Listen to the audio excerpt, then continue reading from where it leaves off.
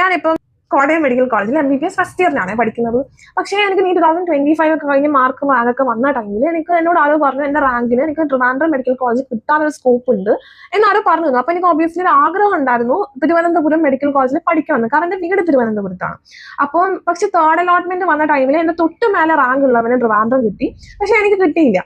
പക്ഷെ അപ്പോഴും എനിക്ക് തോന്നിയിരുന്നു, ഇപ്പം പിന്നീട് അപ്പോഴേക്കും സീനിയേഴ്സിനൊക്കെ കണ്ടപ്പോൾ ഇവിടുത്തെ ബാച്ച്മേറ്റ്സിനൊക്കെ കൂടെ പഠിക്കുന്ന ആൾക്കാരെ കണ്ടപ്പോൾ എനിക്ക് തോന്നി ഇവിടെ തന്നെ പഠിക്കുന്നതാണ് നല്ലതെന്ന്, കാരണം ഇവിടെ ഭയങ്കര അടിപൊളിയാണ്.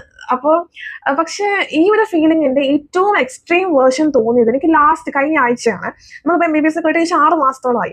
ഈ ഒരു സിനാരി ഞാൻ പറയാം. കഴിഞ്ഞ ആഴ്ച എൻ്റെ ഏതൊരു റീല് കണ്ടിട്ട് 94 ബാച്ചിൽ പഠിച്ച് പാസ് ഔട്ട് ആയ ഞങ്ങളുടെ ഒരു സീനിയർ MBBS തന്നെ പഠിച്ച ഡോക്ടർ ദീപ ജേക്കബ് മാം എനിക്ക് മെസ്സേജ് അയച്ചിട്ടുണ്ടായിരുന്നു. മാം പറഞ്ഞു, മാമിന്റെ മെഡിക്കൽ ലൈഫിനെ പറ്റി MBBS പഠിച്ച കാലയളവിനെ പറ്റി ഒരു എക്സ്പീരിയൻസ് വെച്ചിട്ട് മാം ഒരു ബുക്ക് എഴുതിയിട്ടുണ്ട്, ആ ബുക്ക് ഒന്ന് അയച്ചു തന്നോട്ടെ, കാരണം കോട്ടയം മെഡിക്കൽ കോളേജിൽ പഠിക്കണം ഏതെങ്കിലും ഒരു ജൂനിയർ ഇത് വായിച്ചിട്ടുണ്ടാവണം എന്നൊരു ആഗ്രഹം ഉള്ളത് കൊണ്ടാണ് എനിക്കത് അയച്ചു തരുന്നതെന്ന് പറഞ്ഞു.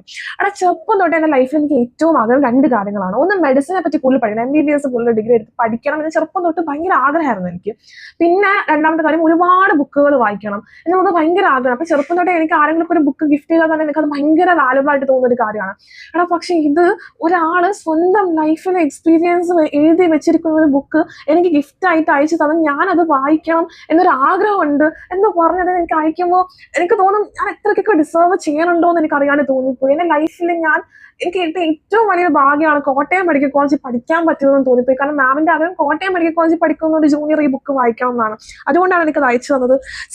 എനിക്കത് ഭയങ്കര, എനിക്ക് പറഞ്ഞറിയിക്കാൻ പോലും പറ്റില്ല, അത്രയ്ക്ക് സന്തോഷം. ലൈക്ക് ഈ ബുക്ക് എനിക്ക് എന്റെ കയ്യിൽ കിട്ടിയപ്പം, ഇതാണ് ആ ബുക്ക്, ഈ ബുക്ക് എനിക്ക് എന്റെ കയ്യിൽ കിട്ടിയപ്പോൾ പറഞ്ഞറിയിക്കാൻ പറ്റാത്ത സന്തോഷമാണ്.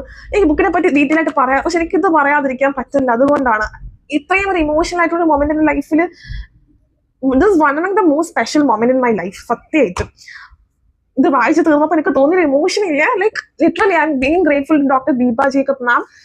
പറഞ്ഞറിയിക്കാൻ പറ്റൂല, അത്രയ്ക്ക് ഹാപ്പിനെസ്.